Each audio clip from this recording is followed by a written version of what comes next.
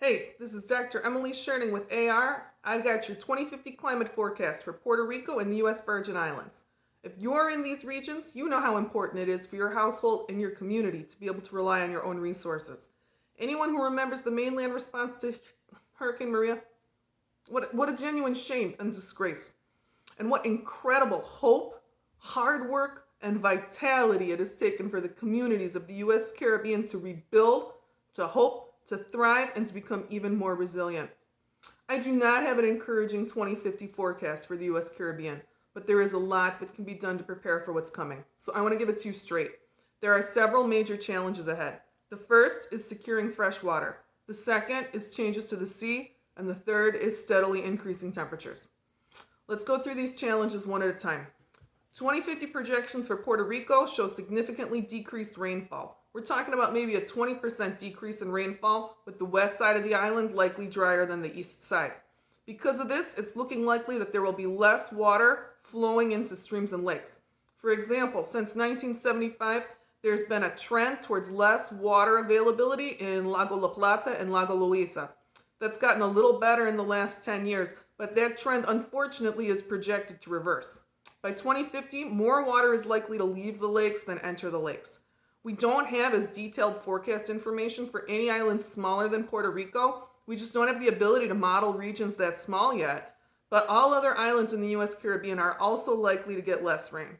Across the region, aggressive water management, sharing and caring for water at a community level is going to be crucial. Now let's talk a little bit about changes to the sea.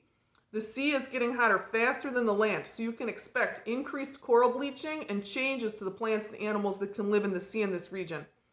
This is really upsetting, it's really bad, but there are ways to manage and mitigate that threat. There have been some real successes in coral farming, and in Hawaii, there are some promising and really very hopeful efforts to breed heat-resistant coral. So there are things that can be done to preserve habitats, to preserve these places that are so culturally and spiritually and economically significant, but it's going to be rough. And with the sea, there is also sea level rise to consider. This is quite serious. We are probably looking at around 3 feet of sea level rise by 2100. Could be about 1.5 to 2 feet by 2050. A foot of rise is probable by 2040. This is going to fundamentally change a lot of coastal areas. It's going to completely rewrite your beaches, and it's not that far away. I mean, think about it. 2040, that's less than 19 years away. It's not even a full generation. Last, the heat issue. Right now, today, there are a lot more days over 90 degrees Fahrenheit than there used to be in this region. The trend since the 70s has been that every 2 years, there's another hot day added on to the average year. Those hot days, those are days where a healthy person gets hot enough, they're going to have long-term impacts to their health if they can't cool down. By the end of the century, your hot days in this region are projected to double. We got the modeling for Puerto Rico showing the greatest impact of this heating effect on the southern coast and in San Juan. To build resilience for increased heat, you need resilient power, independent sources of power. This is a good region for solar. If you are looking for solar for your home or your community in Puerto Rico, I want to recommend Mercado Solar. You can find them at mercadosolar.com. This is not a paid promotion. I'm just recommending a local company that does good work. And supporting local resiliency businesses is so important. Building independent infrastructure, being able to take care of power for your community, water for your community, building connections between communities in the islands, completely critical. Everyone in this region needs to work together to get to 2100 strong and intact. Because times are going to be rough. There's going to be a need to share and coordinate resources even in the good years. But in bad years, in years where there are hurricanes, and there's going to be more of these very intense hurricanes. As the ocean gets warmer, we're going to see more hurricanes undergo that rapid intensification to Cat 4, Cat 5 status. When those hurricanes hit, y'all have seen the type of federal response you can expect.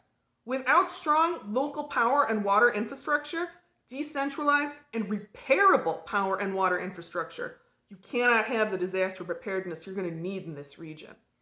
There's a lot of resilience that can be built in this region.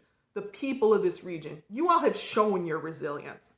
I want to help you understand what is coming. I want to do everything I can to help you prepare. If you are in this region, I strongly suggest that you read the full 2018 government report for your region. It's about 70 pages. There's a link to it on my website, And if there's interest, I'd love to do a longer teaching on this topic, kind of walk you through all the details. This is Dr. Scherning with AR signing out. Please like and subscribe. Help get the message out there. There is hope. We can prepare for what's coming. Let's get ready.